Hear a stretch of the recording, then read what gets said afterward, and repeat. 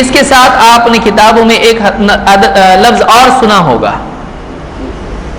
مسند۔ مرفوع اور مسند میں کیا فرق ہے؟ مرفوع اس حدیث کو کہتے ہیں جو نبی صلی اللہ علیہ وسلم کے بارے میں ہو، لیکن مسند اس کو کہتے ہیں جس کی سند جڑی ہوئی ہو، اور اس کو ہم کہتے ہیں کہ سند اس کی کیا ہو،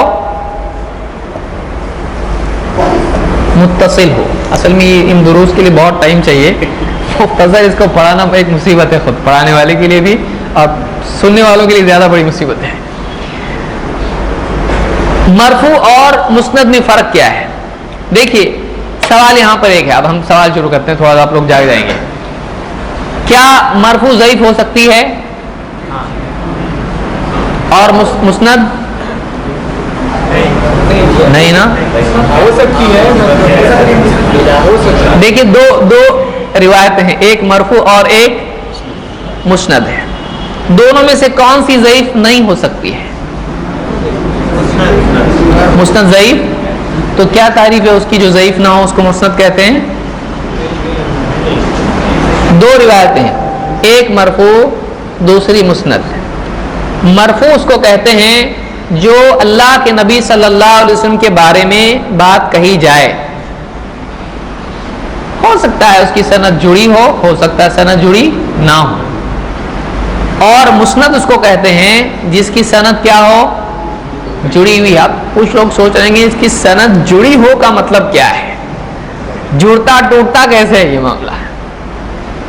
یعنی سند کسی کے بارے میں کہا جائے اس کی سند جڑی ہوئی ہے، اس کی سند جڑی ہوئی نہیں ہے، اس کا مطلب یہ ہوتا ہے کہ بیان کرنے والے نے ایسے آدمی کا نام لیا کہ مستق حدیث اس سے پہنچی جس سے اس کی ملاقات نہیں ہے۔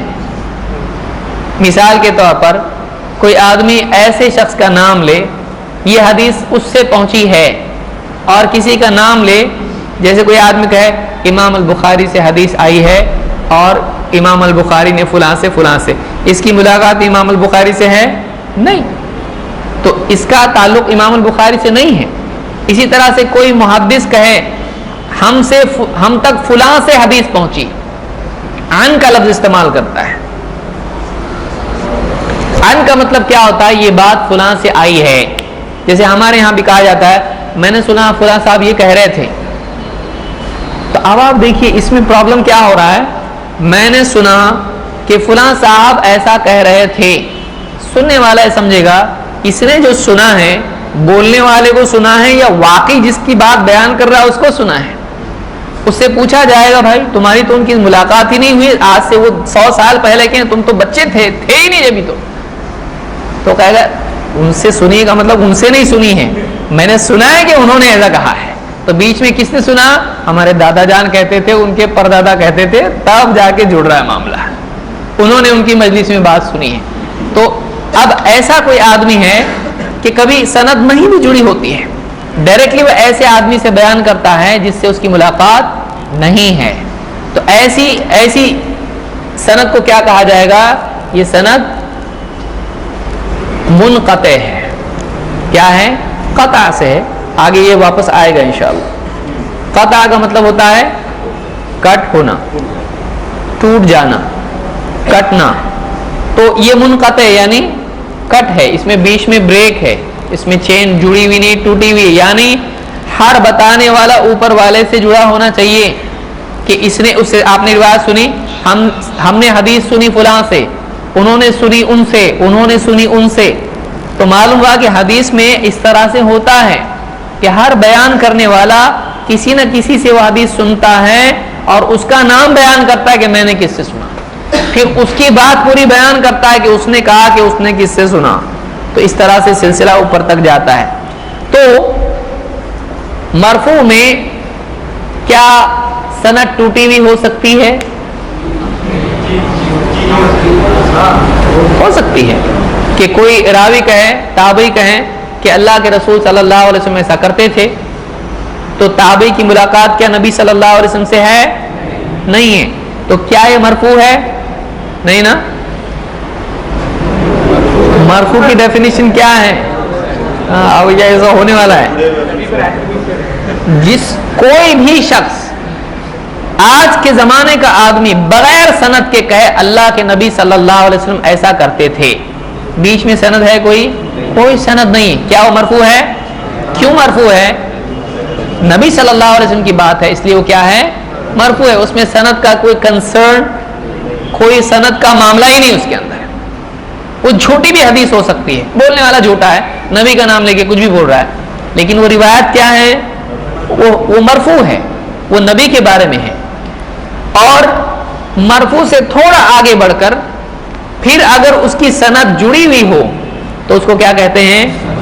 लेकिन सनद जुड़ी होने के बावजूद, अब ठीक है इसने उससे सुना, उसने ऊपर तक बिल्कुल सुनने वाले हैं सब, लेकिन उसके अंदर झूठा आदमी भी है, गैर मोतमद आदमी है, ऐसा आदमी जिस पर एतबार नहीं कर सकते हैं, तो अगरचा सनद जुड़ी हुई है लेकिन ये हदीस मोतबर नहीं है। तो मुस्नद और मरफू का ये फर्क है। ठीक, तो हमने एक लफ्ज देखा, हदीस की टर्मिनोलॉजी क्या है, इसको क्या कहते हैं? मुस्तलहुल हदीस, मुस्तलह, या हमारे यहां उसको इस्तिलाह कहते हैं। इस्तिलाह, इस्तिलाह के क्या माना है? तो जो आप बताएं वो है। इस्तिलाह के क्या माना? टेक्निकल टर्म जिसको आप कहते हैं।